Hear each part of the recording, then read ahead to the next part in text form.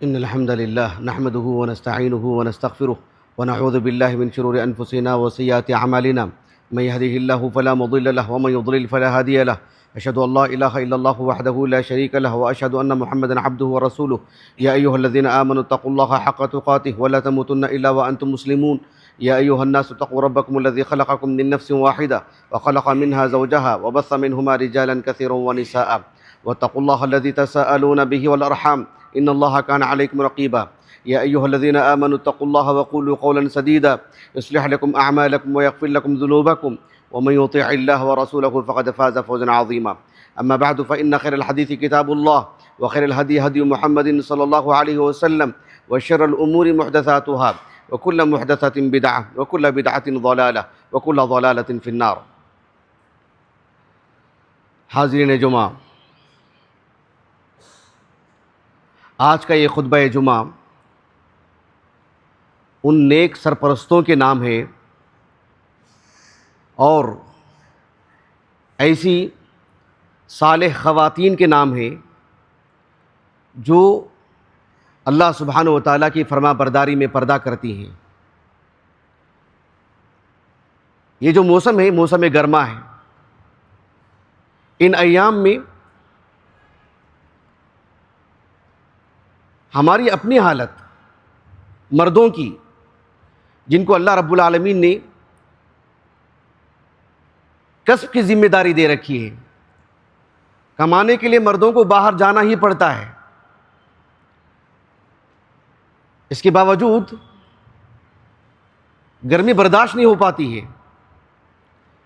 لیکن ہمارے گھروں کی خواتین، نیک سرپرستوں کی سرپرستی میں زندگی گزارتی ہوئی خواتین، صالح خواتین، گھر میں رہتے ہوئے بھی اگر بجلی چلی جائے تب بھی گرمی ہے، لیکن اگر انہیں کسی صورت باہر جانا ہو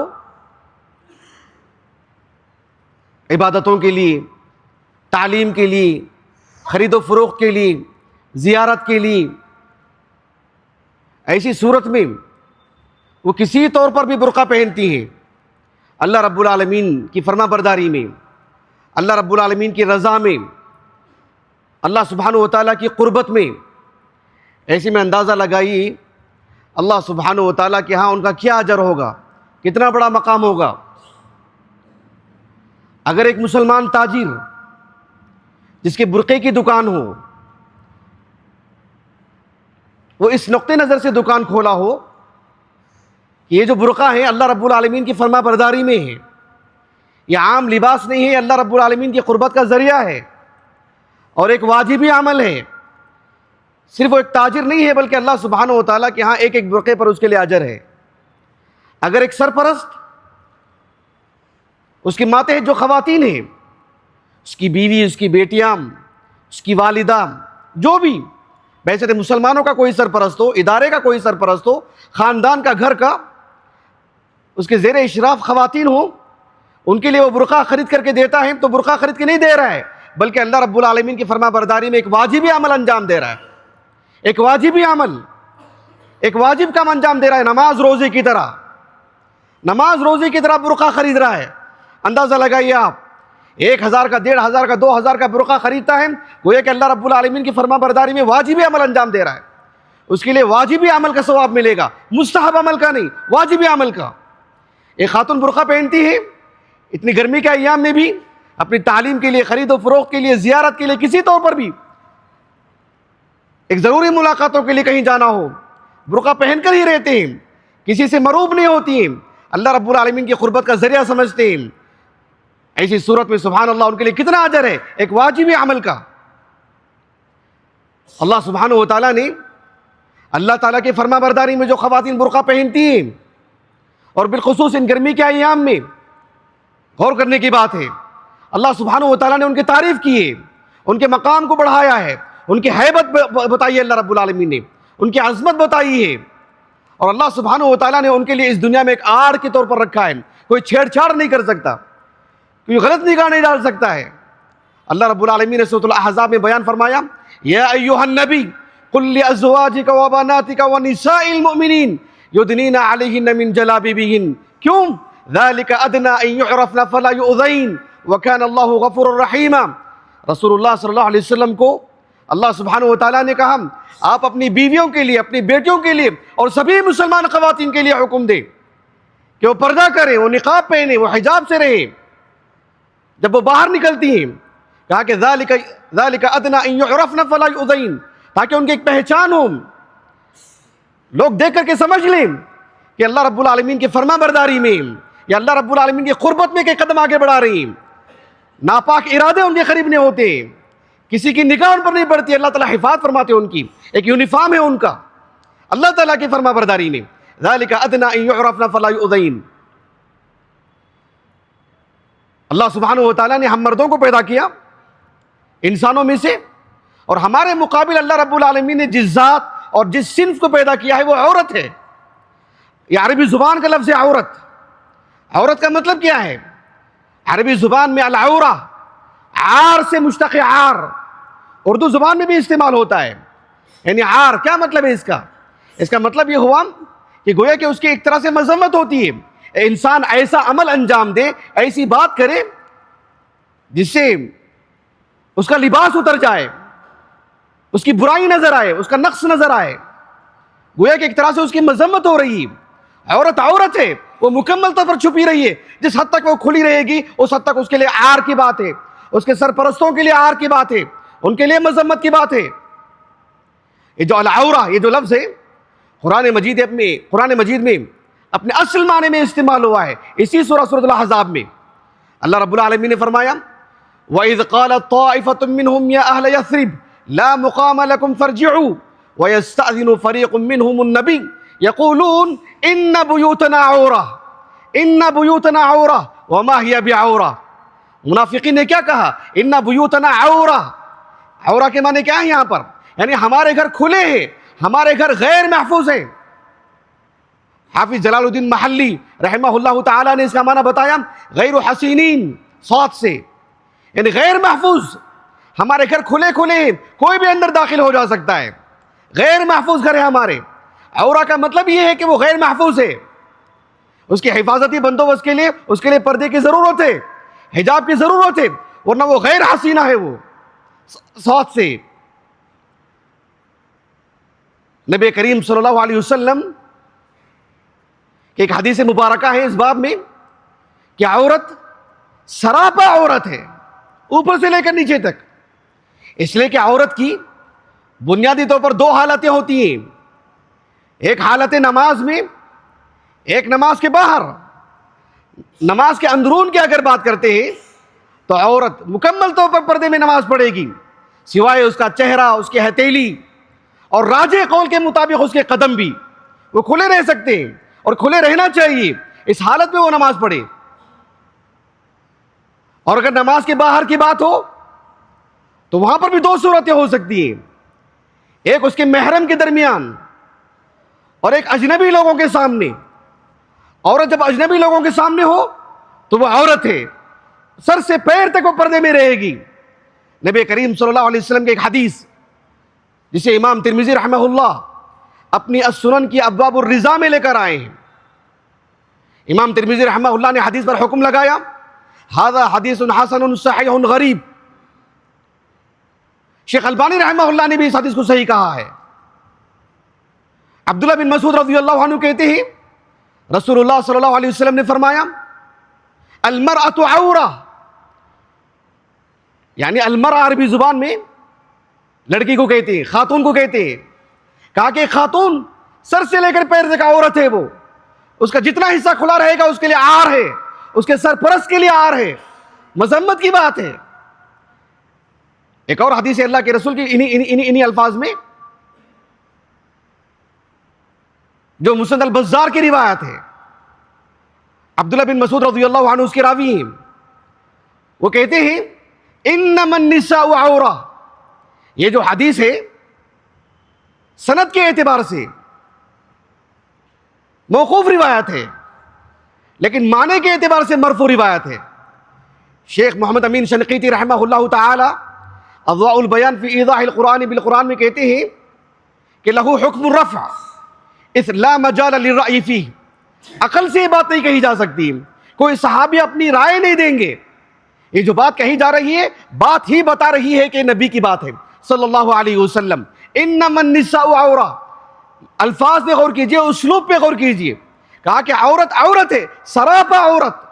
اس کا جتنا حصہ مردوں کے سامنے، اجنبی مردوں کے سامنے، اجانب کے سامنے کھلا رہے گا، اس کے لیے مذمت کی بات ہے، اس کے لیے عار کی بات ہے، عورت کے لیے بھی، اس کے سرپرست کے لیے بھی.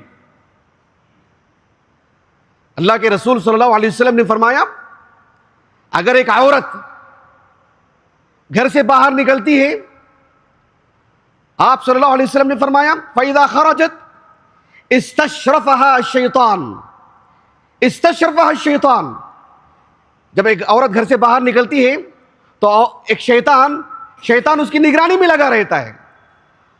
آپ تعجب کریں گے اللہ کے رسول نے جو لفظ استعمال کیا صلی اللہ علیہ وسلم، کہا کہ استشرفها الشیطان. عربی زبان میں استشراف کے معنی کیا ہیں؟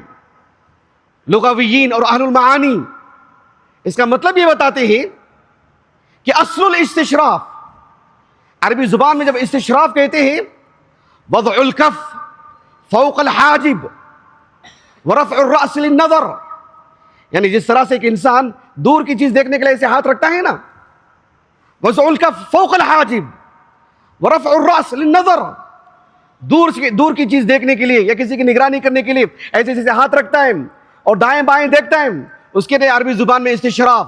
گویا کہ شیطان کھڑا رہتا ہے.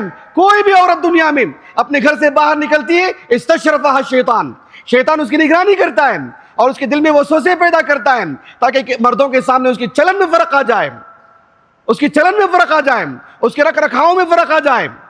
اور اگر پردہ نہ ہو یقیناً اس کے لیے اور زیادہ بڑا معاملہ ہے. ایسی صورت میں کوئی خاتون اللہ کے خاطر پردہ کرتی ہے، پردہ عام لباس نہیں ہے، نماز روزے کی طرح عبادت ہے، اس کو عبادت کے طور پر انجام دینا چاہیے. اللہ کے رسول علیہ السلام کی ان حدیثوں کو سامنے رکھ کر امام ابو عبداللہ قرطبی رحمہ اللہ تعالی آپ کی جو تفسیر ہے الجامع لاحکام القرآن، اس میں آپ نے کہا کہ وقد تضمنت اصول الشریعہ من ان المرأة كلها عورة، شریعت کا تقاضا یہ، شریعت میں قرآن مجید کی آیتیں، احادیث مبارکہ، فہم صحابہ، ان سبوں کو سامنے رکھیں تو نتیجہ یہی نکلتا ہے کہ عورت کل کی کل ایسی ذات ہے کہ اجانب کے سامنے، اجنبی مردوں کے سامنے اسے مکمل طور پر ڈھانکا جائے. ان المرأة كلها عورة بدنها وصوتها، اس کا بدن بھی، اس کی آواز بھی. فلا يجوز کشف ذلك الا لحاجہ، صرف ایک ضرورت کے تحت وہ کسی سے بات چیت کر سکتی ہے. ضرورت کے تحت، کس اعتبار سے؟ ضرورتیں کیا ہیں؟ آپ نے کچھ ضرورتیں آپ نے بتائیں. ضرورتوں کی فہرست ہر ایک کے الگ ہو سکتی ہے، گھٹ سکتی ہے، بڑھ سکتی ہے. ابو عبداللہ القرطبی رحمہ اللہ تعالیٰ نے کہا کہ شہادت علیہا او دائن ببدنہا، کبھی کسی کے حق میں گواہی دینے کی بات ہو، یا اس کے بدن میں کوئی مرض ہو، کوئی معاملہ ہو، تشخیص کرانے کی بات ہو، ڈاکٹر کے سامنے دکھانے کی بات ہو، یا کوئی ایسا بھی معاملہ ہو سکتا ہے کہ او سؤالها عما يعرف وتعین عندها، اس کے لیے کوئی سوال کرنا ہو یا اس سے کوئی سوال کرنا ہو جو اسی سے مختص ہو، خصوصی تعلق رکھتا ہو، تب کوئی بات ہو سکتی ہے. ضرورت کے تحت ضرورتیں اور بڑھ سکتی ہیں، لیکن اس کے علاوہ بالکل بھی نہیں، کسی قیمت پر بھی نہیں. آج کے سوشل میڈیا کے دور میں بھی، پرانے زمانے میں بھی، جو خاتون اللہ سبحانہ و تعالیٰ کی رضا کے لیے، اللہ سبحانہ و تعالیٰ کی قربت کے لیے پردے میں رہنا چاہتی ہیں، مکمل طور پر اپنی شخصیت بھی، اپنی آواز بھی، اپنے سارے معاملات اللہ رب العالمین اسے بچا کے رکھتے ہیں. ایسی میں ان خواتین کے لیے اللہ رب العالمین کے ہاں خوب سے خوب اجر ہے. ان کے سرپرستوں کے لیے جو آج کے اس دور میں بھی صرف عبادتوں کے لیے نہیں، تعلیم کے لیے بھی، خرید و فروخت کے لیے بھی، شادی کا دن ہو تب بھی، موتا کا دن ہو تب بھی کسی تو پردے کا سودا نہیں کرتے. اللہ سبحانہ و تعالیٰ کی قربت میں کھٹک لانے نہیں دیتے، اللہ سبحانہ و تعالیٰ کی قربت میں فاصلے نہیں پیدا کرتے. یہ اللہ رب العالمین کی عظیم عبادت ہے. آج اس گرمی کے ایام میں، گرمی کے ماحول میں جو خواتین شریعت کے دائرے میں رہتے ہوئے پردہ کرتے ہیں، مکمل پردہ کرتے ہیں، ہزاروں خواتین کے سامنے اپنی پہچان رکھتے ہیں کہ اللہ کی فرما بردار ہیں، ان کے لیے سبحان اللہ کتنا عظیم اجر ہے، ان کے لیے بھی اور ان کے سرپرستوں کے لیے بھی۔ اور یاد رکھ لیجئے، یہ جو پردہ کیا جاتا ہے اس کو عادت نہ سمجھیں، اس کو ایک معمول نہ سمجھیں۔ جیسے کسی کی ٹوپی پہننا عادت ہو جائے، ٹوپی پہننا بھی ایک صالحین کی علامت ہے، یہ کوئی عادت نہیں، اس میں شعور آنا چاہیے۔ بالکل ویسے پردہ کرنے کی اگر بات ہو، یہ کوئی عام لباس نہیں ہے، ضرورت کا لباس نہیں ہے، بلکہ عبادت ہے، اللہ تعالیٰ کی قربت کا ذریعہ ہے۔ خریدتے وقت اس پر جو پیسہ صرف ہوتا ہے وہ عبادت میں پیسہ صرف ہو رہا ہے، اس کے سرپرست کا۔ پہنتے ہیں عبادت کے طور پر، تبھی اللہ سبحانہ و تعالیٰ کا اجر ملے گا۔ اگر ایک مسلمان عورت، اس کا جب انتقال ہو جائے، اللہ رب العالمین کے ہاں سے 2 اجر، اللہ پر ایمان لانے کا 1 اجر، پردہ کرنے کا 1 اجر۔ اگر ایک کافر عورت مرتی ہے اس کے لیے 2 سزائیں، ایک اللہ سبحانہ و تعالیٰ کے دین کو قبول نہ کرنے کی سزا، اللہ پر ایمان نہ لانے کی سزا، اور پردہ نہ کرنے کی سزا۔ سبحان اللہ۔ اور کیجئے آپ، تو جو عورت پردہ کرتی ہے اور اللہ کی خاطر کرتی ہے، عبادت سمجھ کے کرتی ہے، اسلامی تعلیمات کی روشنی بھی کرتی ہے، لیکن ہم دیکھتے ہیں برقع ایک فیشن ہے، کسی دکان کو جاتے ہیں، برقعے کی دکان کو، ایک شریف عورت، اللہ پر ایمان رکھنے والی عورت، اللہ تعالیٰ کی قربت حاصل کرنے والی عورت کبھی دکان سے باہر آ جاتی ہے، اس کے حساب سے برقع نہیں ملتا ہے، فیشن والا برقع ملتا ہے، فحاشی کا برقع ملتا ہے۔ اللہ رب العالمین کی قربت کا ذریعہ جو برقع ہونا چاہیے وہ برقع کبھی کسی دکان میں نہیں ملتا ہے۔ آفت ہے ایسی تجارت پر۔ اگر کوئی مسلمان برقعے کی دکان کھولتا ہے اس نیت کے ساتھ کہ برقع ایک عبادت ہے، اللہ تعالیٰ کی قربت کا ذریعہ ہے، اس کے حساب سے برقع رکھتا ہے اور اللہ پر توکل رکھتا ہے کہ 2 برقعے بک جائیں، لیکن ایسے لوگوں کے لیے برقع بک جائیں، ایسی صورت میں وہ ایک واجبی عمل انجام دے رہا ہے، حلال روزی کما رہا ہے۔ اللہ رب العالمین کے ہاں اس کا بڑا مقام ہے۔ اللہ سبحانہ و تعالیٰ حرام خوروں کے لیے دنیا کو نہیں رکھا ہے، جو اللہ تعالیٰ کی فرما برداری کرتے ہیں دنیا ان کے لیے بھی ہے۔ آپ نے دیکھا ہے جو نمازیں پڑھتے ہیں، اللہ کی عبادت کرتے ہیں، اللہ سبحانہ و تعالیٰ کی قربت حاصل کرتے ہیں، حلال حرام میں تمیز کرتے ہیں، بھوکے مر رہے ہیں، ان کے گھر والے بھوکے مر رہے ہیں، ان کے پیٹ میں پتھر باندھنے کی نوبت آ جا رہی ہے۔ ہرگز بھی نہیں، یہ دنیا حلال خوروں کے لیے ہے، اللہ کی قربت حاصل کرنے والوں کے لیے، صرف حرام خوروں کے لیے اللہ نے اس دنیا کو نہیں رکھا ہے۔ اس لیے اللہ پر بھروسہ رکھیں، اللہ پر توکل کریں۔ تو یہ جو برقع ہے عادت نہیں، ایک عبادت ہے۔ اللہ جزائے خیر دے، استنبول کے ایک عالم دین جو 13ویں صدی ہجری کے عالم دین ہیں، 1227 ہجری آپ کا سن وفات، آپ کی ایک تفسیر روح البیان، اس میں اس آیت کریمہ کی تفسیر میں آپ نے لکھا، آپ کا نام ہے اسماعیل حقی ابن مصطفیٰ الاستنبولی الحنفی رحمہ اللہ تعالی۔ آپ نے بعض علماء کے حوالے سے نقل کیا کہ یہ جو معاملہ ہے، اگر کوئی نقاب پہنتی ہے عورت، کوئی حجاب پہن لیتی ہے، اس وجہ سے پہنتی ہے کہ اس کی عادت ہے، اس کو اچھا لگتا ہے، اس وجہ سے نہیں پہننا چاہیے، اللہ تعالیٰ کی عبادت ہے، اس اعتبار سے پہننا چاہیے، اس اعتبار سے۔ تو آپ نے کہا کہ نقلہم الشارع عن مألوف العادہ الى مفروض العبادہ، یعنی انسان کی طبیعت، ایک عورت کی طبیعت، یا ہو سکتا ہے کوئی سرپرست یہ کہتا ہو کہ بھی نقاب پہن لو، حجاب سے رہو، اس لیے کہ مجھے اچھا لگتا ہے، ہمیں اچھا لگتا ہے، یا ہمارے خاندان کا کلچر ہے، اس اعتبار سے نہیں، اس اعتبار سے کہ اللہ کا حکم ہے اور ایسا ہی پہننا چاہیے، اس طرح کا برقع ہو، اللہ کو پسند ہو، ایسی صورت میں وہ گھر میں رہے تب بھی، وہ گھر کے باہر نکلے تب بھی وہ اللہ رب العالمین کی فرما بردار عورت ہے۔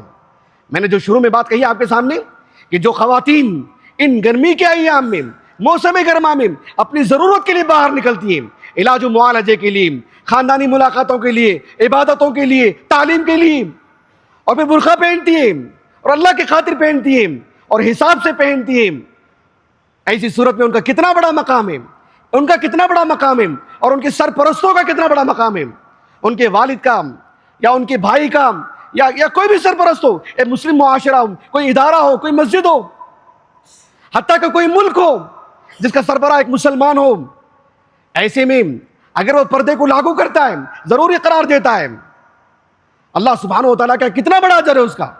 ایک حدیث میں آپ کو سناتا ہوں، حدیث بہت معروف ہے، حدیث ہے سنن ابن ماجہ کی، اور حدیث سندن صحیح ہے، لیکن جو حدیث مجھے آپ کو سنانا ہے وہ ایک اور حدیث ہے. پہلے اس حدیث کو سناؤں تبھی وہ حدیث میں آپ کو سنا سکتا ہوں. عقبہ بن عامر رضی اللہ عنہ سے مروی ایک حدیث جسے امام ابن ماجہ رحمہ اللہ اپنے سنن کی کتاب الادب میں لے کر آئے ہیں.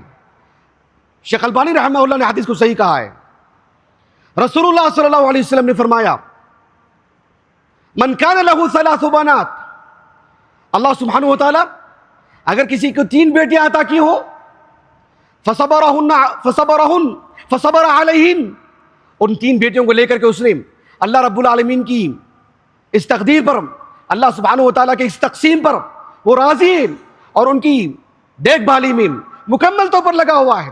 فصبر علیہن فاطعمہن وسقاہن وکساہن بجدتہ، اللہ سبحانہ وتعالی نے اسے جتنا مال دیا ہے، جتنا اسے میسر ہے، اپنی بیٹیوں کو اس نے کھلایا ہو، پلایا ہو، ان کو پہنایا ہو. رسول اللہ صلی اللہ علیہ وسلم نے فرمایا کن لہن حجابا من النار یوم القیامہ، روز قیامت اللہ سبحانہ وتعالیٰ کے ہاں اس کی یہ بیٹیاں اس کے لیے نجات کا ذریعہ بن جائیں گی، جہنم سے آڑ بن جائیں گی. غور کیجئے آپ، بیٹیاں صرف مسلمانوں کو نہیں، اللہ سبحانہ وتعالیٰ نے اپنے نافرمان بندوں کو بھی دی. صرف کھلانے پلانے سے بات نہیں بنتی ہے. یہ حدیث جابر بن عبداللہ سے بھی مروی ہے رضی اللہ عنہما، جسے امام ابو بکر البزار رحمہ اللہ اپنے المسند میں، لیکن کشف الاسرار میں یہ روایت موجود ہے. اور حلیۃ الاولیاء میں بھی جابر بن عبداللہ سے شیخ البانی رحمہ اللہ نے اس حدیث کے سبھی طرق پر مجموعی حکم لگایا ہے السلسلہ صحیحہ میں. اللہ کے رسول نے کہا صلی اللہ علیہ وسلم من کن لہ ثلاث بنات، جس کے لیے 3 بیٹیاں ہوں، فآواہن، اور لفظ پہ غور کیجئے آپ، وسترہن، یعنی اللہ رب العالمین نے کسی کو 3 بیٹیاں عطا کی ہوں، ان کو کھلایا ہو، پلایا ہو، ساتھ میں انہیں پردے میں رکھا ہو. ایسا نہیں کہ پورے معاشرے نے انہیں دیکھ لیا ہو، پورے معاشرے کے سامنے انہیں بھیج رہے ہوں، دن میں ہو، رات میں ہو، کبھی شادی میں ہو، کبھی موتا میں ہو، کبھی سفر میں ہو، کبھی تعلیم کے نام پر ہو، سب ان کو دیکھ رہے ہیں، سب ان سے بات کر رہے ہیں، کوئی حیا نہیں رہ گئی. ایسے لوگوں کے لیے نہیں. وسترہن، ان کے لیے مستور رکھا ہو، انہیں چھپا کے رکھا ہو، انہیں پردے میں رکھا ہو، جتنی طاقت ہو، جس قدر چھپا کر کے رکھ سکتے ہیں. اللہ کے رسول نے کہا صلی اللہ علیہ وسلم ایسے سرپرست کے لیے، چاہے وہ سرپرست باپ ہو، چاہے وہ سرپرست خاندان کا ہو، چاہے وہ سرپرست کسی ادارے کا ہو، چاہے وہ سرپرست کسی ملک کا ہو، کہا کہ فلہ الجنت حقا، اللہ کے رسول نے کہا کسی طور پر بھی اس کے لیے جنت ہے، جنت ہے ہی اس کے لیے. ایسے کہا اللہ کے رسول نے صلی اللہ علیہ وسلم. تو سرپرستوں سے یہ خطاب ہے کہ اللہ سبحانہ وتعالیٰ کی فرما برداری میں، اپنی ذات کے لیے نہیں، معاشرے کے لیے نہیں، لوگ کیا کہتے ہیں اس کے لیے نہیں، اللہ تعالیٰ چاہتا ہے کہ ہم نماز پڑھیں، اللہ کا حکم ہے بالکل ویسے ہی پردہ کروائیں. اس کے باوجود ہم دیکھتے ہیں کہ ہماری مسلم عورتیں اللہ رب العالمین کے فضل و کرم سے تعلیم کے باب میں، سفر کے حالت میں ہوں، عبادتوں کا معاملہ ہو، پردے کو جو لازم ٹھہراتے ہیں، پردے کا اہتمام کرتے ہیں، ان کے سرپرستوں کی جو غیرت ہے اللہ کے لیے جو پردہ کرواتے ہیں، اللہ سبحانہ وتعالیٰ نے جو یہ شعور عطا کیا ہے، اللہ کے ہاں ان کے لیے بہت اجر ہے، غیر معمولی اجر ہے. اس اجر کو بحال رکھنا چاہیے. وَكَانَ اللَّهُ غَفُورًا رَحِيمًا، اس سے بڑا اجر کیا ہو سکتا ہے کہ اللہ تعالیٰ مکمل طور پر ان کے لیے معافی رکھ دیے، اور اللہ تعالیٰ ان کے ایک ایک قدم کو آنے والی زندگی کے اللہ تعالیٰ رحم و کرم کا معاملہ رکھے، ان کے لیے اللہ تعالیٰ نیکیوں کا معاملہ رکھے. اللہ تعالیٰ سے دعا ہے کہ اللہ رب العالمین آج کا یہ خطبہ جس مقصد کے لیے دیا گیا ہے، صالح خواتین کے لیے اور صالح سرپرستوں کے لیے جو اپنے گھر کی عورتوں کو پردے میں رکھتے ہیں، پردے کا لحاظ کرواتے ہیں، اس کے لیے پیسہ خرچ کرتے ہیں، اللہ سبحانہ وتعالیٰ تو اپنی قربت کا ذریعہ بنا دے، ہمیں یہ سعادت کا ذریعہ بنا دے. وآخر دعوانا الحمدللہ رب العالمین.